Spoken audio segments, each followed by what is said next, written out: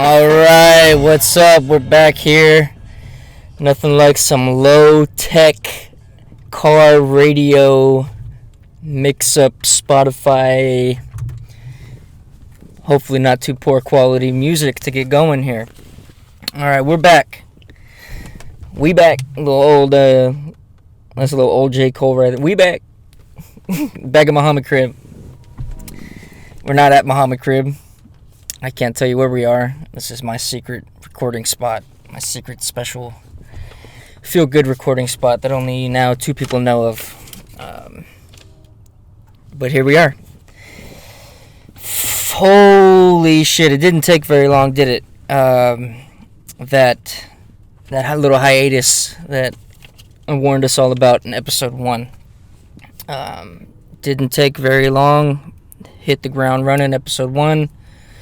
Released episode 2, and brick wall. There you are. Let me rewind a little bit. Let's play some catch up real quick, so I can catch you guys up on what's been going on. Yeah, I dropped episode 1. Feeling good. I think I was I'm gonna come back to this. Obviously, I'm gonna stretch it out a little bit. Kind of play recap, and then we'll come back and we'll fill in some details and some gaps. Dropped episode 1. Feeling great, off and running. Dropped episode 2. Loving it. It's out there. No more work to be done. And somewhere after episode 2, hit a lull. I think the lull had been creeping on me for a while. You ever know when you're in a funk and somehow months have now passed and you just... Now the funk is real. Was that a saying back in the 60s? Can any of my more sophisticated followers maybe touch up on that? The funk is real? Was that ever a thing back in the disco days? Alright, stay on track here. We dropped episode 1, episode 2. I'm coming out of what may be the worst episode of my life thus far, which, knock on wood, we won't come back to again. We get better as we go forward, but things often take some time before you can put things into perspective. Now, I'm one that always, takes things in stride. And I normally do have perspective on things. There's always somebody that's got it worse. Here in the Bay Area, you don't have to go very far to find less fortunate people. In any city where we're at nowadays, right? The homeless is growing, the sick is growing, the ill, the whatever it may be. Take a trip down to Children's Hospital in Oakland, and you will surround yourself in a corridor full of children who have it worse than you do. You know what I mean? So the perspective is there. Not to get too grim, but the perspective is there. But what happened with me, I was almost jailed inside my own mind, which is what happens with me often. You're a prisoner in your own body, which can be very, very frightening. At times, and a little bit of that is, some cabin fever been going on now. 6 months off of work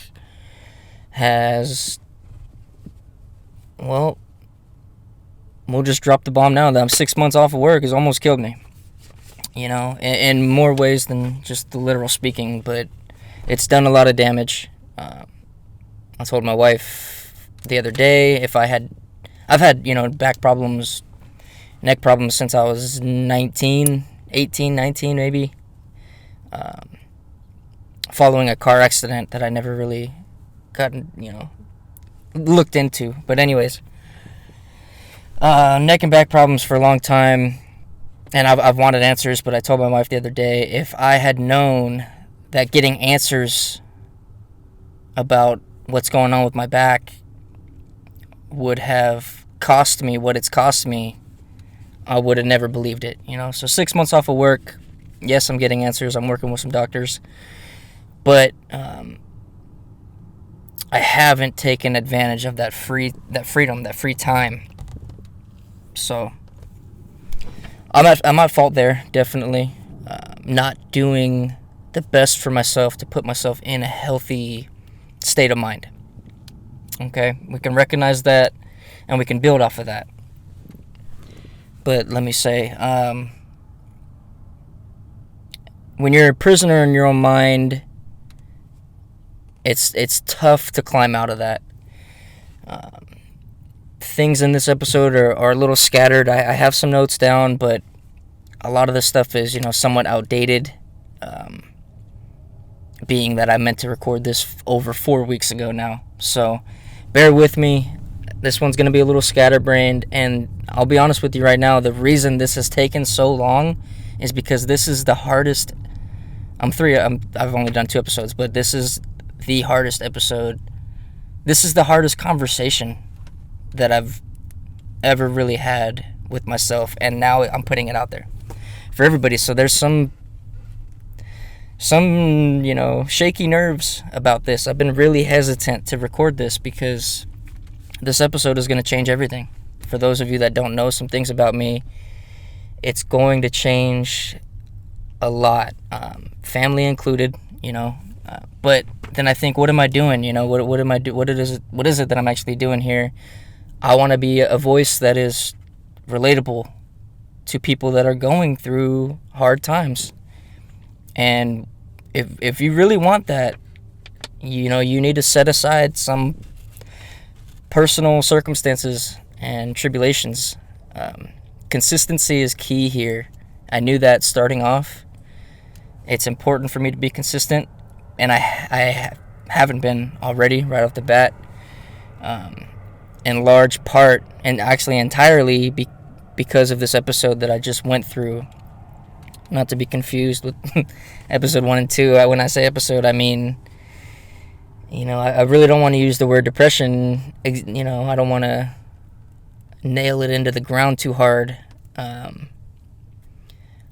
But that's what it is. It was a very depressing episode that I'm coming out of now. And, honestly, partially maybe still in. But I thought it was, I thought it was very important for me to do this episode in a good state of mind.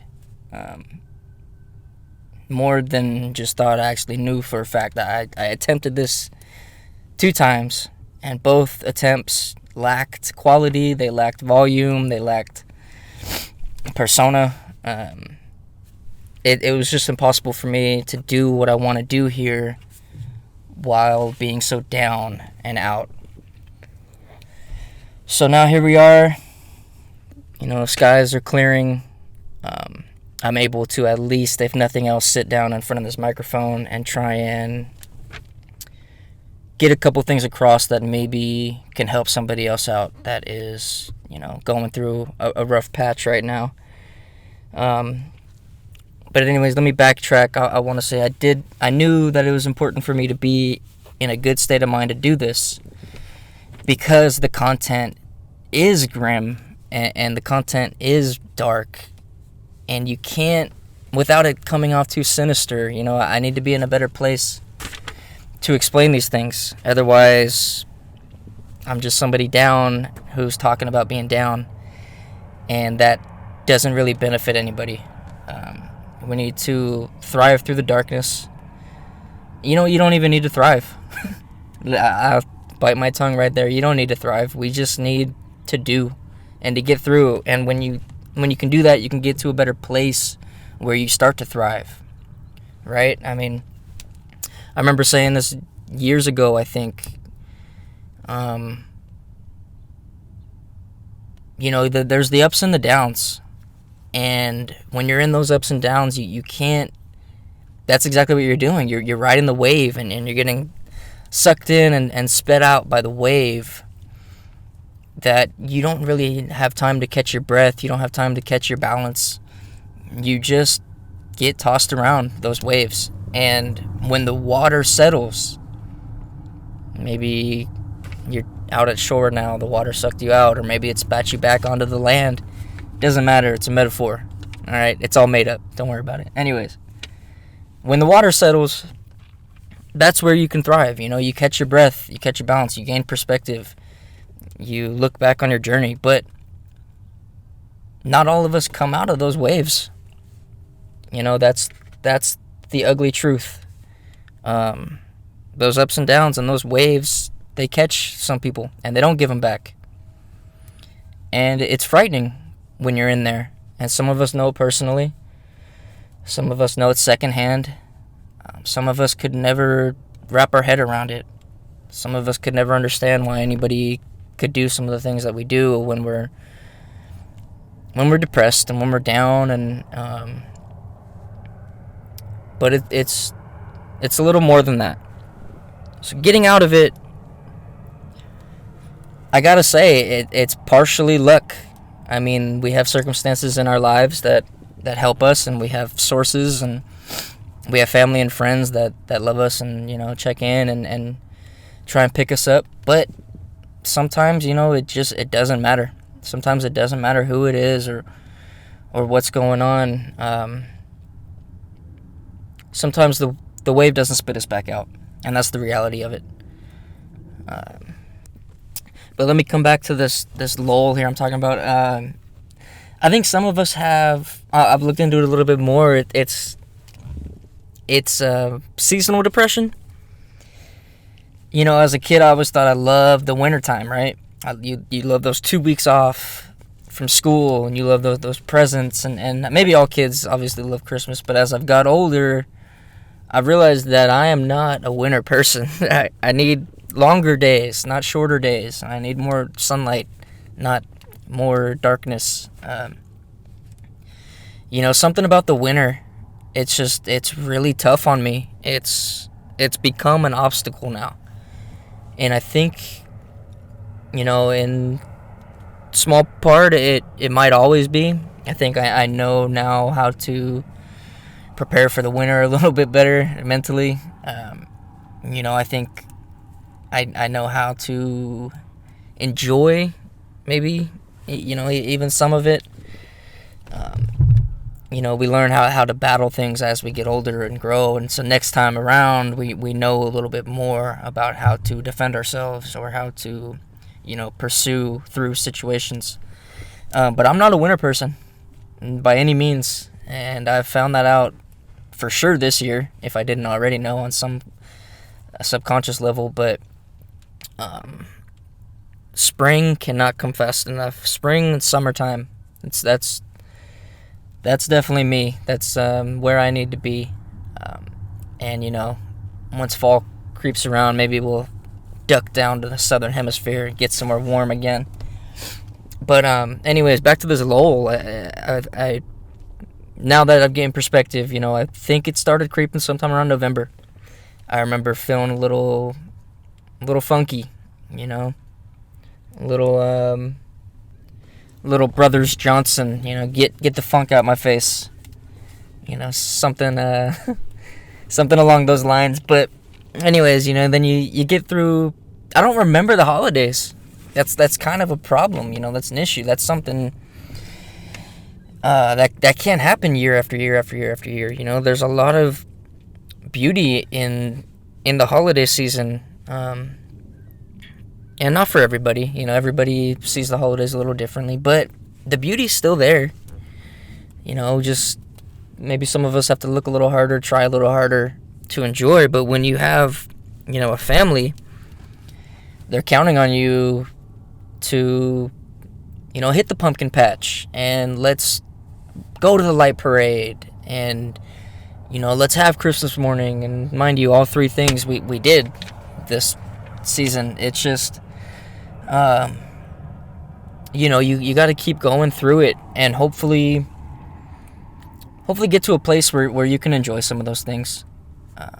It doesn't need to be a task. It doesn't need to be, a burden.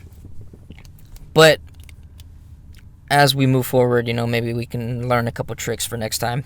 Anyways, back to the lull. I feel like it crept on there, kind of hid underneath. I don't think I'd let anything come to surface because it was the holidays, right? Nobody wants to damper everybody's Christmas and what have you. So you kind of just live in it. Maybe you think it's not the right time. Maybe you think you're a burden to somebody else, and you kind of just live in it by yourself, which is, God, it's got to be the most unhealthy thing you could possibly do.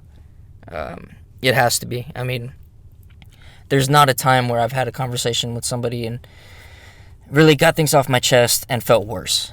It just doesn't happen like that. You talk it out, it could be 10 minutes, and you can breathe a little bit better, if nothing else. You know what I mean? You come back to life. You feel human. And I think that was a big part of it for me, being damn near a shut-in. Not getting enough outside activity, and not doing enough things, you kind of, you get some of that cabin fever I was talking about. So for me, it's a few important things.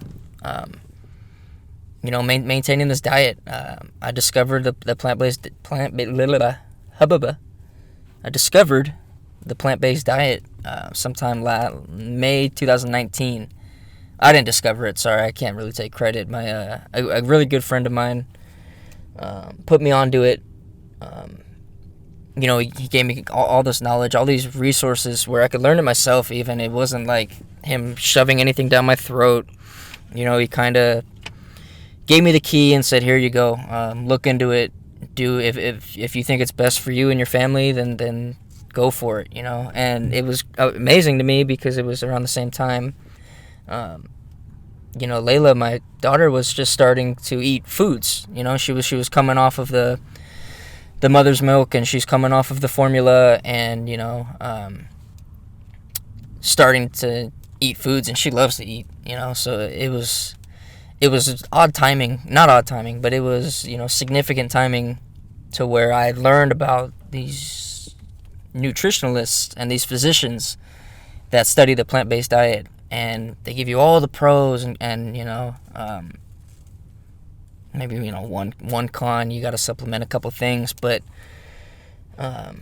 anyways, it just really blew my mind. And then so we got off and running with that, and that's an important thing for me to stick to maintain my best lifestyle, because and that was definitely an issue for me, is not to shove it down people's throats, because you gain all this knowledge and you're like, oh my God, this is, look at me, I'm fucking getting hard over it right now. I'm like, Jesus Christ, calm down.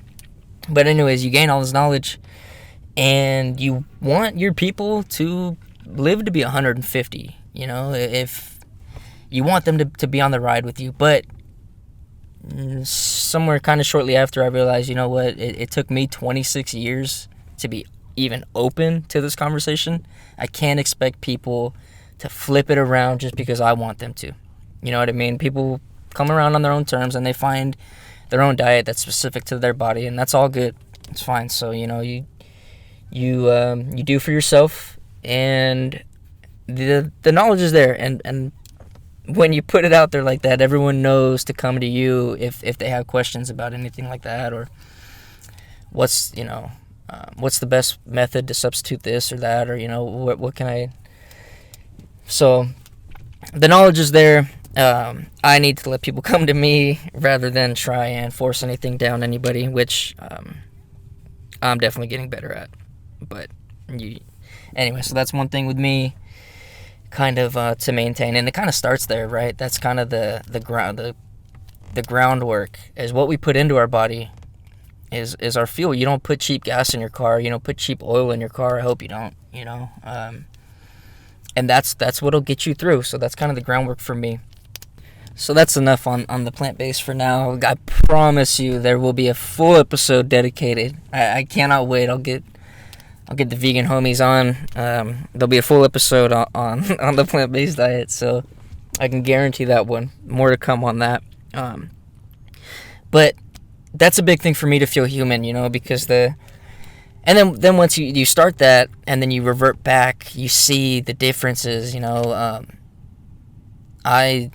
You indulge in that chicken sandwich or whatever it is, and you feel the difference. You feel how your body breaks it down. I just said that was it, and I continued on. Fuck, shut up. John. Jesus Christ. All right. Vegan podcast episode coming later.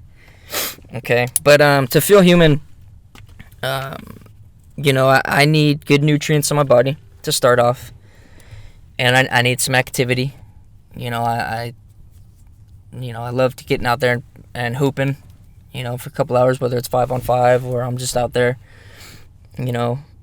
shooting around, running some drills, running sprints, doing layups, coast to coast, whatever it is, getting some activity, getting some sunshine, and interacting and engaging. You don't even need to know the person. Honestly, some days there are days where I hold a door open for somebody and it fucking boosts me into this beautiful energy for the rest of the day. It's insane. But then, it just goes to show when this cabin fever, this shut-in version of me does nothing, man. It does nothing. But let's talk about the work that it takes to even get there. Because for some of us, man, if you're like me, sometimes we wake up and we forfeit our day before our eyes are even open, right? Yes, I would love to be out there and engage with these people, and I would love to have a sunny day and share a smile with somebody and hold the door and let somebody go ahead of me in line, whatever the hell it may be. But some days, man, you wake up and before you even open your eyes, you forfeit your day. And that could be the very least of your concerns. For me, during this last few months where I was in this depression episode, there were many days where, before I even opened my eyes, I hated myself.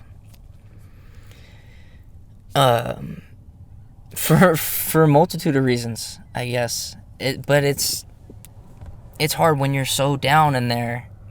You don't see the light. You don't see how you can pick yourself up. You don't have the energy for it.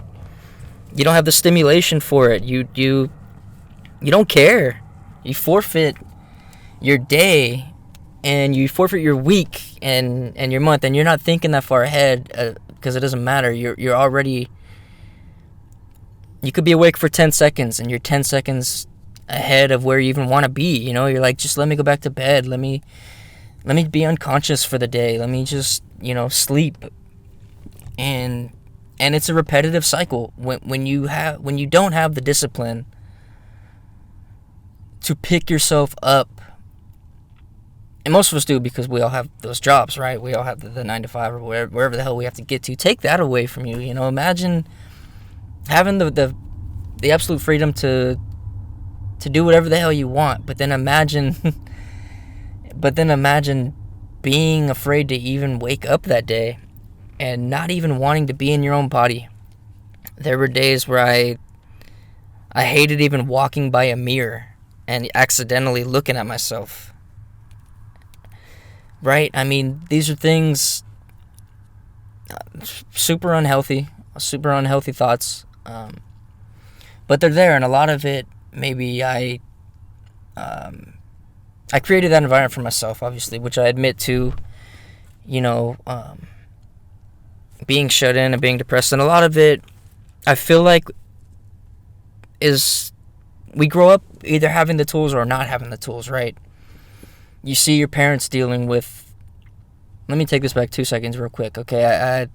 I had a quote. There's a quote from Seth Green. Yeah, the same Seth Green that does Robot Chicken and fucking plays Chris on Family Guy. That same idiotic character. He's a fucking genius. And this is what he said. I heard him on a podcast with Michael Rosenbaum. He said, parents aren't perfect. They're just people who, whatever they were going through at the time... Sorry, I just hit the microphone. Now I fucked up the whole quote. Parents aren't perfect. They're just people who, whatever they were going through at that time, that's the best you got. Let me run that by one more time. Parents aren't perfect. They're just people who, whatever they're going through at the time, that's the best you got. That shit hit right at home. I mean, so you think back to And all parents go through it, right? Some parents hide it better than others. Some parents tell their kids straight up way too much, and they show them way too much, and they don't hide anything. Maybe they're not capable. Maybe they don't know how. Maybe they've never seen it before, so they don't know. But when you see your parents go through their episodes of depression, you're learning how to handle it, whether that's the right way or not. You know, if your parent is going through depression and you're a little kid and they are sleeping all day and they're taking meds and they can't get up and cook dinner for you and they can't check your homework and they can't do all these things and they don't care and they just stay in bed, then that's what you see. And that's subconsciously even what you learn as a method to deal with it. And that could cause problems later on. Most definitely. You know, so I'll say this 1,000 times, you know, throughout this podcast, not this episode, but throughout the entire thing. You know, at a certain point, we have to learn to reparent ourselves. Whether your parents did an amazing job and they were fucking as perfect as can be, or whether they fucked you up. And now you're left in the real world by yourself and you have to figure shit out as you go. And it takes you down a couple notches and then you figure things out. But by that time, damage is already done. You know, but we still move forward, right? We still go forward. We still go with the motions. So, you know, whatever your circumstances may have been, whatever coping methods you learned, you at a certain point, that's not good enough anymore. You need to learn what's best for you and what really works if you want to. And if you don't, then you give up. And there are people that I'm sure have given up. I know people.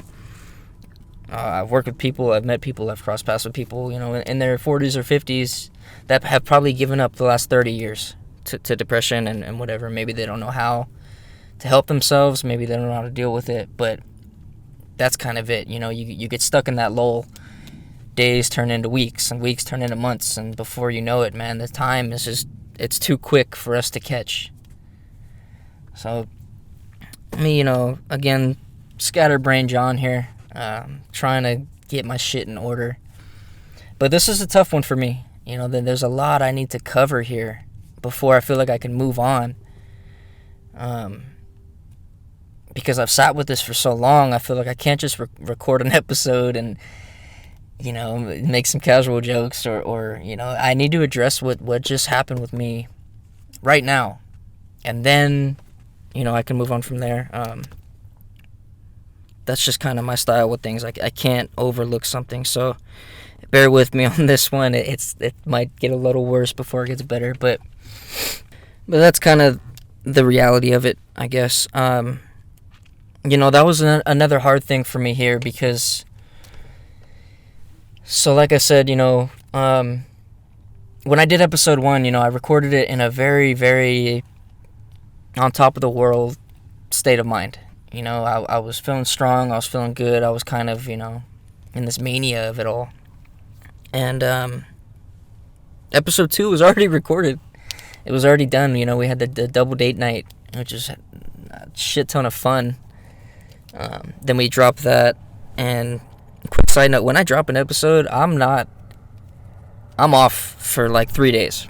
When I drop an episode, I'm like, I don't want to look at it. I never look at how many people watched it. I never looked at any likes. I never see how many views I got ever. I drop it, I leave it, and I do my own thing for 3 days. I pretty much like shut off all social media for a few days because maybe it's like an anxious thing. Maybe it kind of gives me some anxiety. Maybe there's feedback. So if you ever hit me up right after and I don't get back to you, I'm not blowing you off. I'm not full of shit. I'm not blowing smoke up your ass when I'm saying hit me up and I'll get back to you. I will get back to you. Especially if you have something to say about the podcast, that's amazing. I'll get back to you and, you know, hopefully we can connect. But give me a couple days because once I drop something, it's like there's so much energy that was built up into it and so much, you know, little anxiety into it that I need to just drop it, let it breathe, let it live where it is for a little bit, and then I come back to it a few days later. So that's just a little side note. But the reality episode 1, man, I dropped it and I was feeling so good. And then, you know, somewhere after episode 2, the depression really kicked up a notch, and I realized I'm gonna need to record something for episode 3. Like, I have some stuff recorded already, but nothing that's applicable to my life right now. I wanted something fresh right now. And so it kind of hit me, holy shit, like, the reality of it, that I've just now built this platform out of nothing, and now I have, not that, it doesn't even matter, not that I have millions of people listening, right? It doesn't matter. What matters is that it's out there for whoever to listen to. For 1 or 2 people, it doesn't matter, but it's not in my head anymore, which is the thing. The reality is I've now created this thing that even if there's no demand on your guys' end, that there's a imaginary demand on my end, that I need to keep spitting it out. And now, before I ever really process that, like, I'm gonna be almost a bleeding confessional with this. Like, before I even acknowledged that, I was just off and running with it. I never really thought to myself, well, John, what happens when you're not feeling so great? It never fucking clicked, and I don't know why, but it never clicked. There was so much positivity around it, as there should be, and there even is now. But I never took into consideration what would happen when I had an episode. What would happen when my depression kicked in and it gets really bad. I never realized, I still need to push through that and do all this, and so there was that whole other blanket of, like, holy shit. You need to release. You need to record and release, because you said you were going to. you said, whatever, you're Spitfire, you're going to keep the episodes coming one after another, boom, boom, boom, one after another. Never even crossed my mind, what if I don't want to do it? You know what I mean? So there was that whole other blanket of anxiety that was like, holy shit,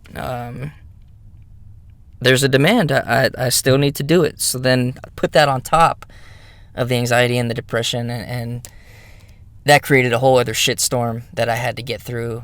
And one thing I did want to say is I don't have panic attacks like most people. I've seen a lot of people close to me in my life. I've definitely seen them, and there's somewhat of an asthma attack, but crank it up fucking 1,000 volts, and the physical aspect of it, the cramping, or the stiffness, and the what do you call it when the hyperventilating. You know what I mean? I don't have the vocal panic attacks like that. I have silent interior, almost, and they could be month-long panic attacks. Literally, like, I'm on the verge of breaking down, but I don't. My body doesn't know how to physically release it that way. Right? So my panic attacks they fucking could last 3 months. And I'm just constantly on edge, and I have ways to, maneuver around so you can never tell and stuff like that. But yeah, my panic attacks aren't the physical short of breath. They're very subtle and they're very quiet. But I wish, man, well, not to offend anyone that has those. My wife gets them bad too, and I'm sure that either way that they both suck. But if I could say something, I wish I could just fucking get it all out in 1 hour, and then you're sore the next day, right? Because your body is going through all these manipulations and like distortions. So I'm sure it's not an hour and you're done. But fuck, man, sometimes I wish like I could just get it all out in an hour and then I'll feel better the next day. You know what I mean? But for me, it's not exactly like that. So maybe some of you are the same way. Maybe some of you have an hour-long episode or whatever it may be. But for me, it felt like I had a 3-month-long panic attack, and it was insane. And then I finally did have kind of the release point, a couple weeks ago, where I was able to talk with my wife, and we let a lot of things out. Some stuff I want to share with you guys. But then that's another element of it too, right? Is like you want to be this public voice, but how much of your personal life are you going to put out there, and how much, you know what I mean? So it's like I got to find that barrier. But one thing I do want to share with everyone here that I knew I was going to share, and I totally planned on it at some point, didn't know it would come this soon, here in, I don't know what you want to call the first season, whatever, but I've worked with some doctors in my past, maybe for the past 7 years now, just about my own mental health and stuff like that, and through some of them through community colleges or through primaries or whatever it may be, extended physicians, whatever it is.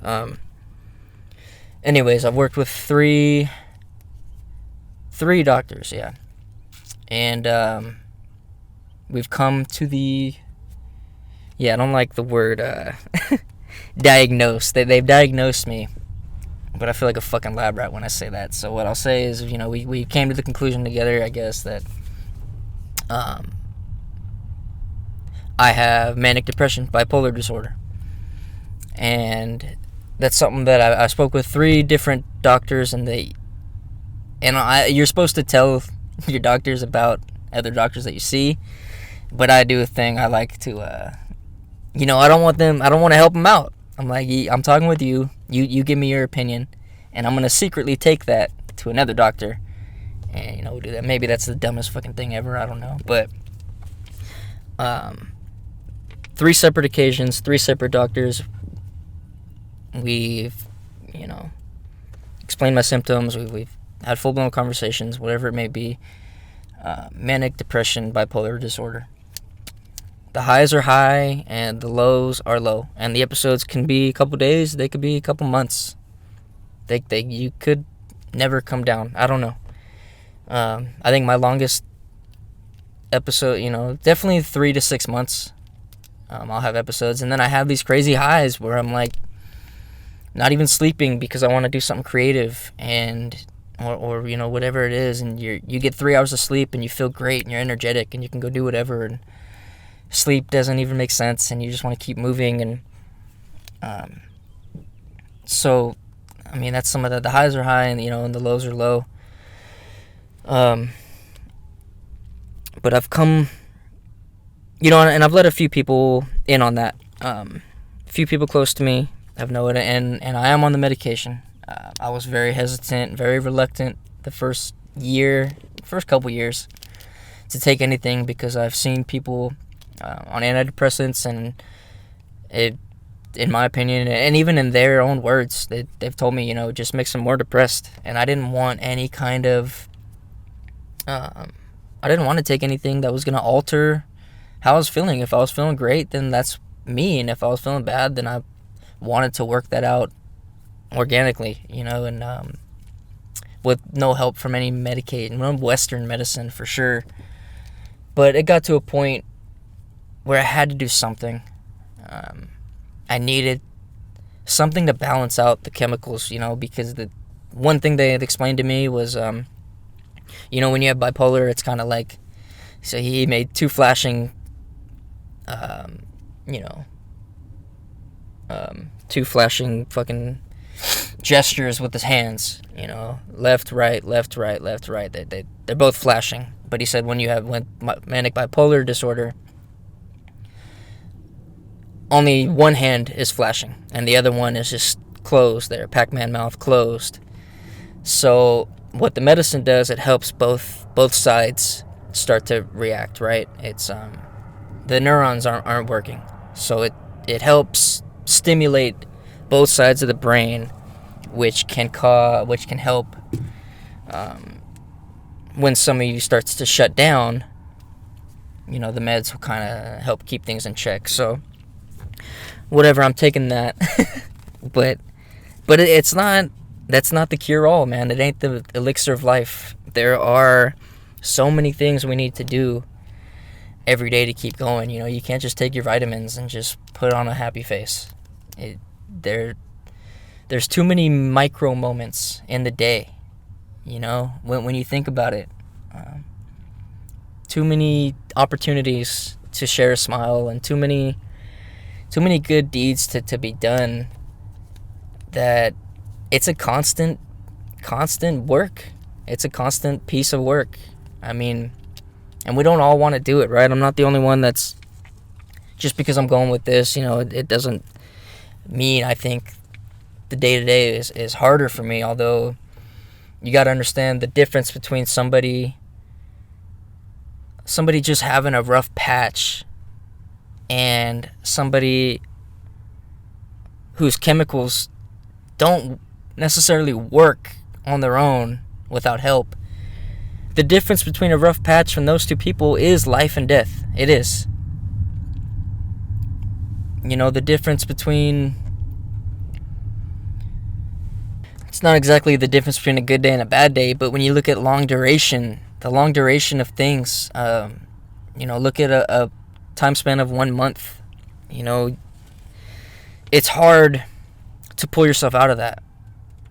Those of us that need a little extra help with some medication, or those of us that, don't have the, not the knowledge, but those of us that didn't grow up with the tools to help ourselves, right?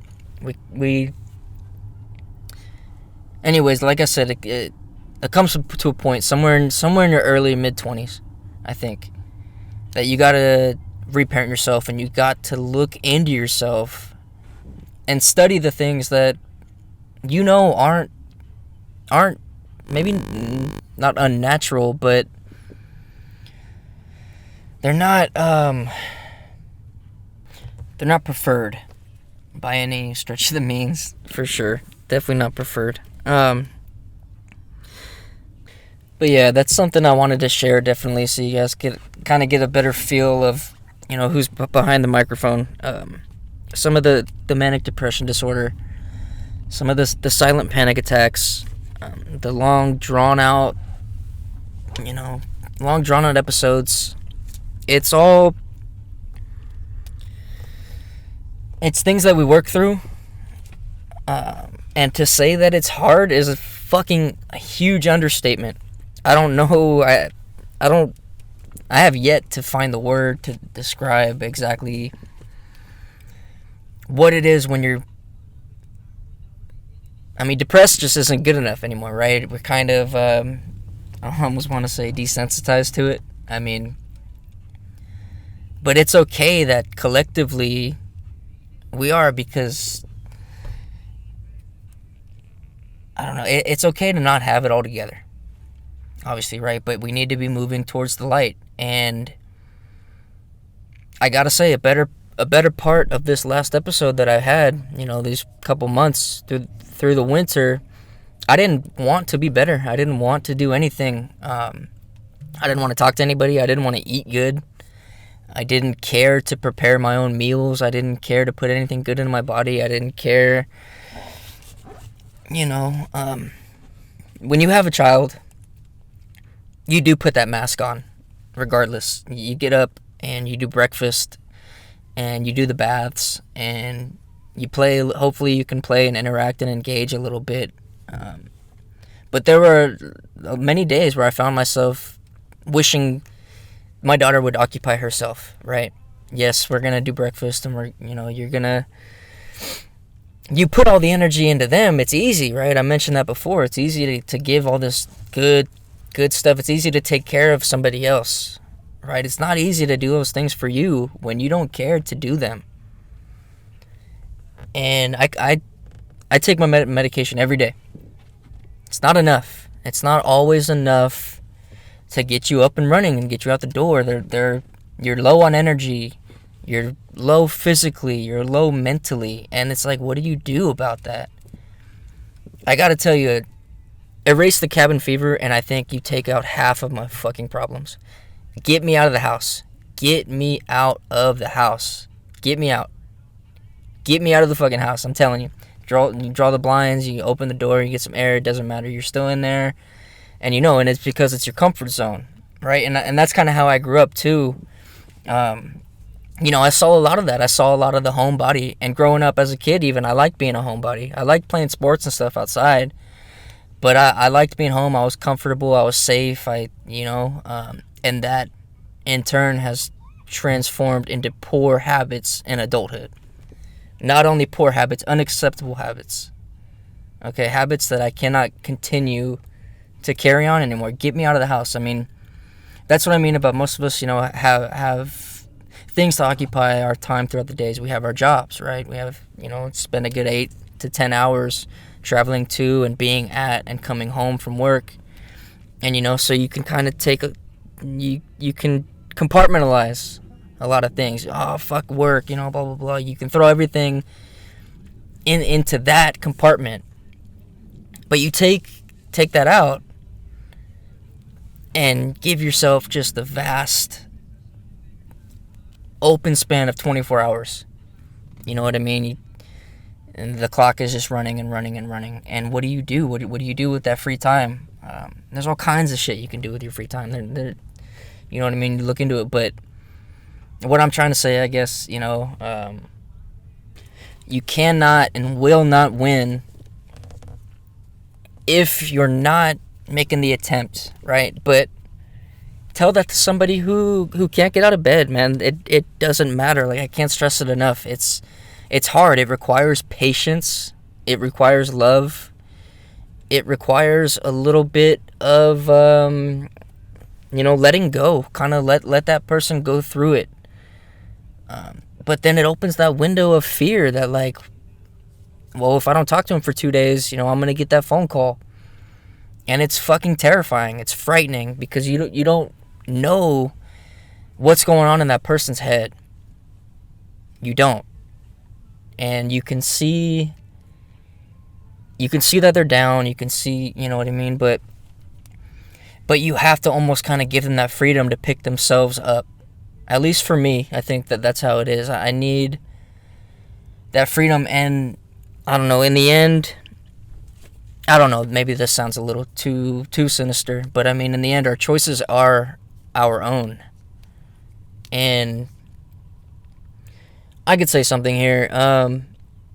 So I didn't want to talk to anybody. I didn't want to do anything. I didn't want to be around anybody. I didn't want to leave the house, right? And then finally, it got too much. I woke up one morning and I was uncontrollably crying. I wasn't sobbing, but my tears wouldn't stop falling out of my eyes. And I had just woken up, man. I mean, I've been up for maybe 3 minutes. And this is following a period of maybe a couple weeks where like I mentioned, I woke up and I hated myself before I even woke up. Why? I don't know. Maybe you can help me find out why. I don't know why. I don't have the why right now. I just have the what happened. And I'm trying to play catch up with you guys. Anyways, there were a few weeks I woke up, hated everything about me, head to toe, the complete aura, everything, whatever. Fast forward, finally moved past that a little bit, and I woke up sad. I woke up uncontrollably sad and feeling alone. And just crying in bed, and the tears just rolling, on my pillow, and I wasn't exactly sure why. But I knew that day that finally, okay, I want to talk to somebody. Who am I gonna really say what I need to? Like, okay, yeah, there are people there, but there are some things you don't put. It's okay to not put everything on your loved ones. Right? There's some things sometimes you need, like a unbiased ear, you know what I mean? And even if your most trusted loved one is always unbiased and they hear you and they're open, there are some truths that need to go to somebody that doesn't know you. And I'm looking into getting a therapist. That's a little side note. I'm fucking juiced about that. I hope insurance and money and blah, blah, blah, whatever, we can come up with somebody and I can find someone to talk to. So I don't have to put everything on my wife all the time, or I don't have to, you know what I mean? I used to think that was the most ridiculous thing ever. Now I'm, like, driven to find this therapist. I want somebody for me. And I'm learning more and more people have them, and it's, like, acceptable. And that, unfortunately, that plays a small factor in it because I'm human, I guess. And I feel like, oh, this person's cool, and they have a therapist, so it's cool, blah, blah, blah. But not only just that, I'm excited for, to have my own ear to bend. But anyways, that day I woke up sad and I wanted to talk to somebody, but I didn't know who. And so I called the hotline. I got my phone out. I googled the suicide hotline, and there was a wait limit and whatever, and I kind of felt like that was bullshit. And I don't know, almost this like immediate embarrassment. Not that you ever need to be embarrassed. I'm not trying to say that. What I am trying to say is the natural, order of things.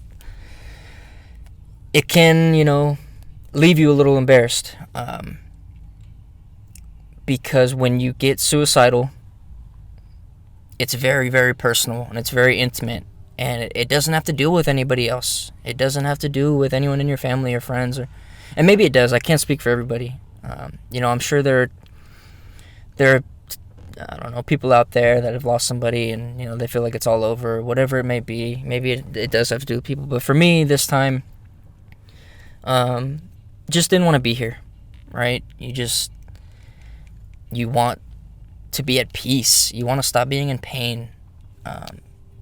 So before I called the hotline, I looked up ways to commit suicide. I did. I looked up ways on Google, and Google, when you search anything about that, it takes you right to the hotline. And then it's nothing but articles on basically how not to commit. There's no fucking article that tells, yeah, you can do this, and it's all over, buddy, and it's all done, don't worry about it. That you're not going to find that, really. Maybe on the dark web, I don't know. But so then I read articles, and halfway through I'm realizing this isn't what I want. This is the opposite of what I want. But I kept reading it, and it told me how you don't really want to stop living. You want the pain inside of you to stop living. And then when you take yourself out of this earth in that form, or before your time, however you say it, I mean, all you're doing is leaving your loved ones to always question why, and you're leaving that last version of yourself behind. Yeah, they're gonna remember a fun day when you guys were kids at the park or whatever it is, but the indefinite version of you that decided to end your life that day, that's a big part of what you're leaving behind. And I don't know, I guess a lot of it it's asking for you to come to perspective about things before you finalize what you want to do. And but finally, I wasn't sure exactly where to go with the way I was feeling, but I couldn't stand to be in my body anymore. And couldn't do it, finally eventually did let Jamie in on that one. I let her know I'm not okay. I don't feel safe. I don't feel okay. And you pour it all out. Hopefully you can. It took me like 3 months to be able to feel comfortable with this episode to explain how I was feeling the last couple months, if that makes sense. I was feeling like shit for 3 months, and then finally at the end of that 3 months, I finally felt like, okay, I can spit it out. And then you do, and you get that truth out, and it's ugly. It is ugly, and it's personal, it's intimate, like I said, but then you release it, and there's a little bit of that embarrassment. Not because of your image or whatever the hell you want to, not because if they're going to think something different of you, but because now it's out there and it's real, and it's not just in your head anymore. And you just know that you're in just so much pain that honestly, like I said, you guys, it's a little bit of luck, I think, to dig yourself out of it, because I don't know, I don't have the answer for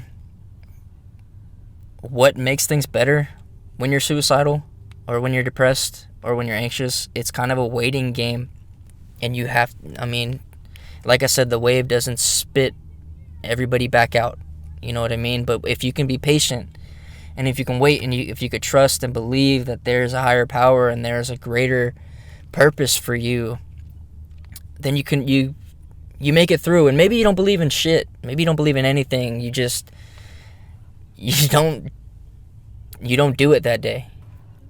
and you make it through another day and the sun comes up and things are a little better.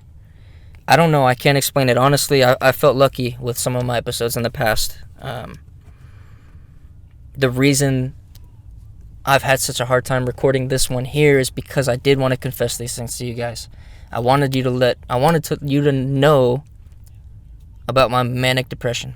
I wanted you to know about the anxiety attacks. I wanted you all to know that I was suicidal. And and this wasn't the first time.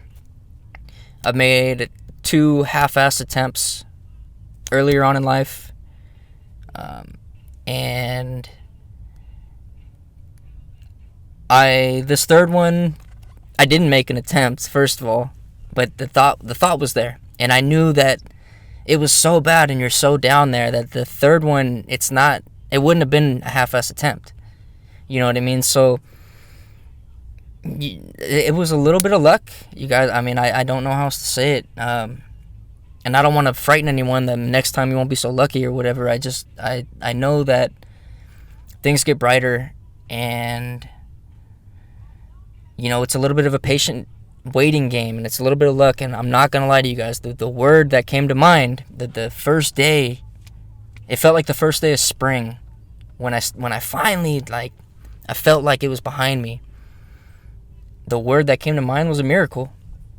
Honestly, it felt like a miracle. And I got loved ones that pray for me, and I got loved ones looking out, and I'm always in people's thoughts, and they've reached out to me even, and they want to help, and I can tell that when they know there's nothing they can do, it's hurtful to them, because people want to help you. They want to help you so bad, but when there's nothing for them to do, that I'm sure that doesn't sit well. You know what I mean? So it requires patience. It requires love, and whether that comes from a distance, so be it.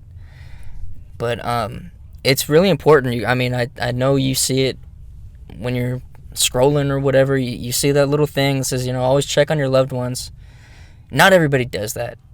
Okay, I don't mean to, sound vile or whatever, but the ones that it's not fair to say that either, okay? There are people that I wanted to hear from that I didn't, but it's not fair to they had no idea, right? It's not fair to play that game. But what we can do, we can do better ourselves, and you know what I mean? For me, it's like I know I need to get to the light to be able to help people, or to be able to spread love. I can't help anybody when I'm down. I can't. I'm no good to me. I'm no good to my wife. I'm no good to my daughter if I'm not the very best version of myself. And I've covered a couple of those things that it takes for me. Maybe I can go more in depth on another episode about, practices and techniques that I have that form the best version of me. But that's what it really comes down to. Being the best versions of ourselves, so then we can help other people, right? I know it's got to be a pretty common thing. You know what I mean? I was told to go without, so those underneath you can have, but you got to take something for yourself. I think you gotta put those right nutrients in your body. You gotta put that gold in your body. You know what I mean? That soul food. Put that soul food in your body, and then you can shine inward going outward. You know what I mean? I don't know if that makes sense. I might be getting too philosophical here. But anyways, those are just some things I wanted to share. That's what made this episode so damn hard to record. Because now when it's out there, I know now it's out there and it's final and it's concrete. And these are things that I've been hesitant to share with people. So it's cost me some time. And a lot of anxiety to put this out there, but now it's out there, and I hope someone will see this as relatable. And if you want to reach out to me, or you know what I mean. But then that was the last thing I'll say here. That was another thing that I have written down that I wanted to say is like one part of that fear that came with having to record this episode. Damn it! I hit the mic again. Look at me. The fear that came with recording this was like, who the fuck am I, right? What makes me credible? I'm not Yeah, I'm not an MD. I don't have a bachelor's. I don't have a master's. Like, what the fuck makes me credible to talk about any of this stuff? I don't have the answers for you guys. I really don't. I mean, I don't have that elixir of life that we're talking about. I don't know what that is. I can help in a lot of small ways, I think. But what makes me credible for this? Who the fuck am I to try and do this and try and, you know what I mean? So that went into my head. Like, who are you to even look at what you're going through? Like, this is me talking to myself during my last episodic event. Like, you're me talking down to myself. That's one thing I do when I'm down, you know. It's like, look at you can't even fucking get out of bed. How are you gonna help anybody? How are you gonna do this? You know what I mean? So that prolonged things even longer for me. It kind of, I question my credibility with all of this. But that was the last thing I kind of want to throw out there. But like I said, just to recap, I wanted to share those things with you guys. I wanted to share those things about me, the depression, the mania, the suicidal thoughts, the anxiety, the panic attacks. Those are all things I deal with every day. The reason I go off the grid a lot is because I'm dealing with that stuff.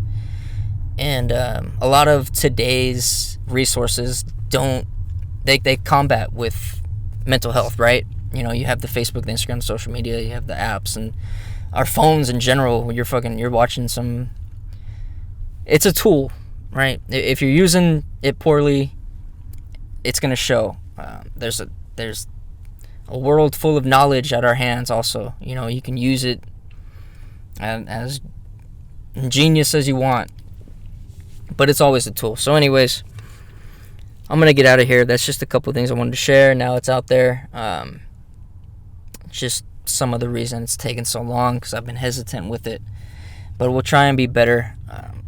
Again, I don't really have a set curriculum for these episodes, but I'm gonna keep dropping them out there sparingly, and hopefully you guys can get some good use out of them.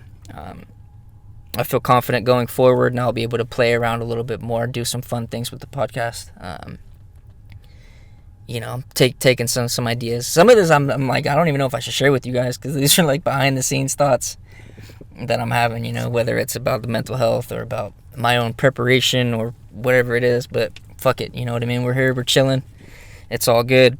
I'll let you guys in on damn near everything, so don't worry about it. But that's a little bit of me and my crazy ass that's going on. So I hope you guys are all doing great. God is good. And, you know, let's keep at it. Let's keep on keeping on. How about that? How about that one for a catchphrase? Let's keep on keeping on. You guys keep trucking. Keep fighting the good fight. I'm going to have to pick one of these. I don't know. Out of those three, let's have a poll. Those three. What is it? All right, you guys, I'm getting out of here. This has been fun. You have been on the John with the TheJohnCast. Stay classy, San Diego. I'm out of here.